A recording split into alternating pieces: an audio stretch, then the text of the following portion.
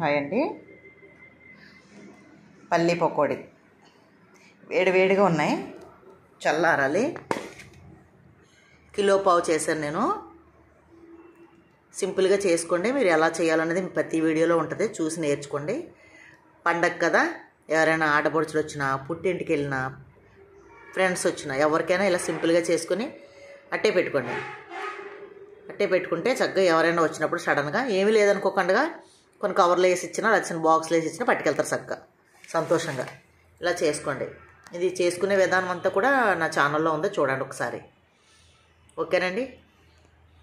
పల్లి పకోడీ ఇలాగే శనగలతో కూడా చేశాను, అది కూడా వీడియో ఉంటుంది, చూడండి ఒకసారి. అసలు ఆయిల్ లాగు తక్కువ టైంలో అయిపోతాయి, తినడానికి కూడా చాలా బాగుంటాయి, టైంపాస్ బాగుంటాయి. ఎక్కడికైనా మీరు జర్నీలో తిరుపతి, శ్రీశైలం, ఇలా షిరిడి వెళ్తూ ఉంటాం కదా, జర్నీలోకి అయితే ఇంకా బాగుంటాయి. పిల్లలు హాస్టల్లో ఉంటున్నారా, మీ పిల్లలు, వాళ్ళకి కూడా ఇలా తయారు చేసి ఇవ్వండి.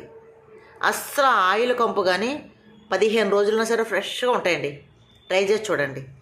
ఇది మీరు నేర్చుకోవాలనుకుంటే నా ఛానల్లో అప్లోడ్ చేస్తాను, చూడండి. ఓకేనా? Thank you.